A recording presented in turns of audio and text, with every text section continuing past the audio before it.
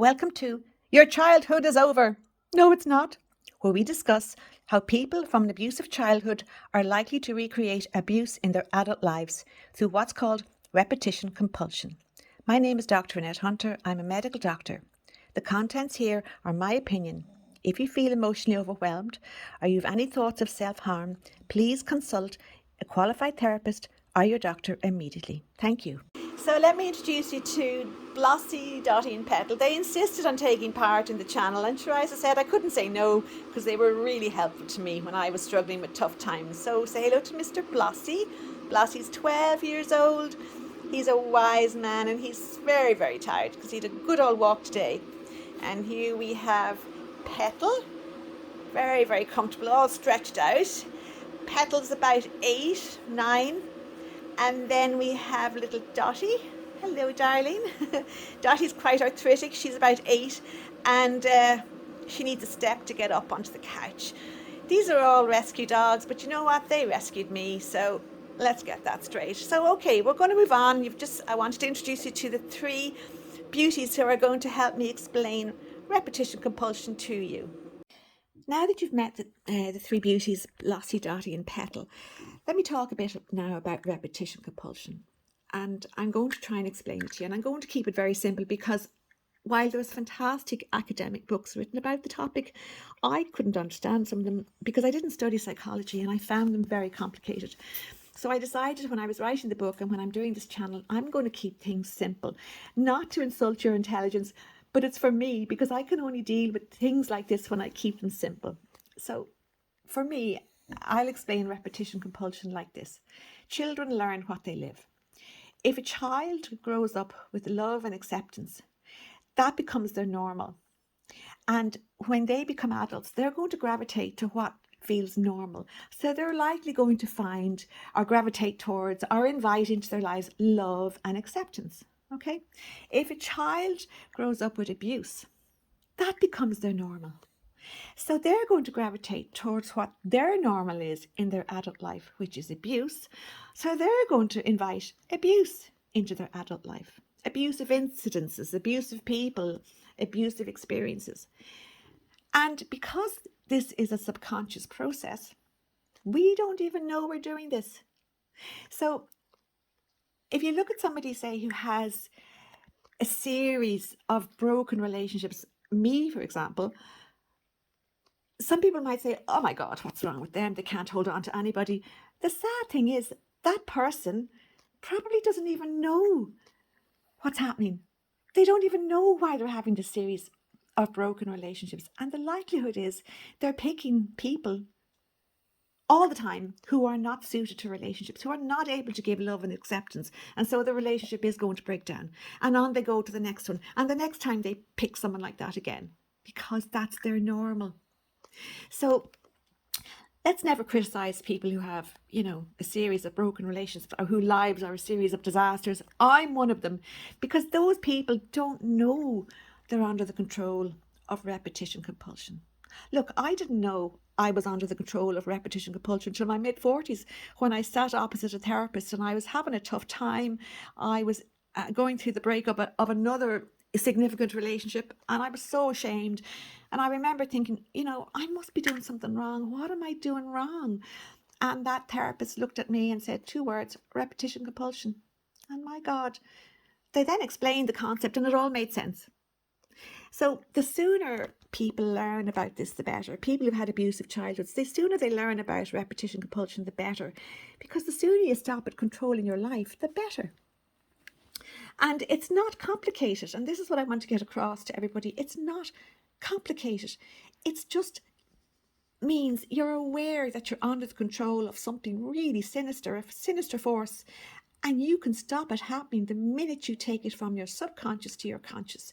When you're aware of something, you're able to do something about it. You can't stop something that you're not aware of. So if you're inviting abuse back into your life and you don't know you're doing it, how are you going to stop it? Okay, so let's try and look at it like this, that this is not complicated. This is simple. I know it's a big turn to suddenly go from allowing, or going towards what you feel normal which is abusive situations, to stopping that. But it happens, and you can do it, because nobody really wants abuse in their lives. Sure, we don't. I didn't want abuse in my life. No way. And in fact, when I grew up, when I was 18 or 19, I used to think, good God, I'll never go back to that. I'll never have abuse. And sure, that's exactly what I ended up doing, because I was under the subconscious control of repetition compulsion.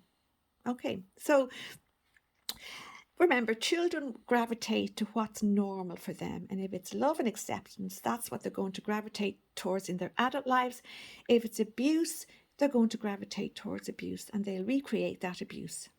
And I suppose I would maybe ask you some questions to see, is this where you're at? And I mean, these are tough questions to ask you. And don't worry, no one's going to hear the answers. Only you know the answers. And just to console you, I answered yes to all these questions before I heard or learned about repetition compulsion. I answered yes to all of them. And thankfully, now I answer no. So if you've answered yes to all these questions, please do not despair. You're on the right road. You're here. You're listening to this. You're going to learn about repetition compulsion. And now that you're going to learn about it, you're going to be able to stop it. So let's go back to the questions. Here's one. Do you feel your life is a catalogue of disasters? Is it like one failure after another? Do you feel like your whole life is a failure? Do you keep making the same mistakes maybe? How about, do you lack confidence? And do you feel terrible shame? Do you hate yourself? Now, I answered yes to all of them. And the one thing I felt was shame. I was so ashamed of how my life had turned out. Breakup after breakup, and financial problems, and I was a doctor, and yet my personal life was a disaster. And okay, professionally I'd done well, but my personal life was embarrassing. I was so ashamed. And I don't know if you're feeling like by that, but let's go over those questions once more. Catalogue disasters. Is your life a catalogue of disasters? You just go from one bad scenario to the next. And overall, do you feel your life is kind of a failure? Do you lack confidence? That's really important. Do you have shame? Do you carry terrible shame? And I know it's an awful question to ask, but do you kind of hate yourself? Because I did. If you answer yes to some or all of these questions, you might be under the control of repetition compulsion. And we can stop that, and we can change it, so that when I ask you these questions again, you'll be able to say no. No would be your answer. Wouldn't that be fantastic? And that's what happened to me, and that's why I'm here trying to help you. I'm able to answer no to those questions now. And it wasn't that difficult. That's what's so sad. It's not difficult to switch from inviting abuse back into your life to saying, closing the door and saying, no, get out, don't come near me. I never want to see abuse again. It's not difficult to do that. The reason people don't do it is because they don't hear about repetition compulsion. I was in my mid-40s when I heard about it, and I haven't heard about it since then. Nobody ever talks about it. Nobody. I never hear it on the news. I never hear it, on general programs on television. There are some really good YouTube channels about it, but there's not many. It's never in our everyday discourse on all these talk shows that go on about mental health. They never talk about repetition compulsion. And yet, there are millions of people in the world going about their lives who've had abusive childhoods, and they're just dragging that abuse into their adult lives because they don't know how to stop doing that, because they're gravitating to what's normal, and they don't know how to stop it because it's subconscious, and they don't even know they're doing it. All right. So hopefully that makes a bit of sense to you. And obviously I'm going to continue on explaining it more, and I'm going to bring in the dogs, mainly because I want it to be somewhat entertaining. It's a serious topic, but I want to make it a bit more interesting than just me talking to you, because I think you'll get bored eventually on that. Well, I'd get bored listening to me anyway.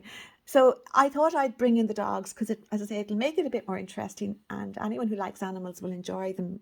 Now, the other thing I'll say to you before I go is I am not an IT wizard, as you're obviously going to all see. I'm a bit embarrassed about that, but look, I did medicine, I didn't do IT.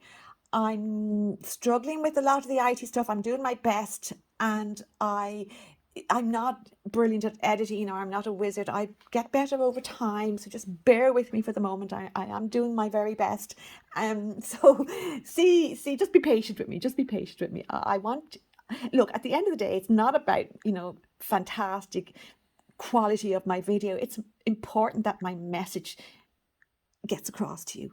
That's what I really want.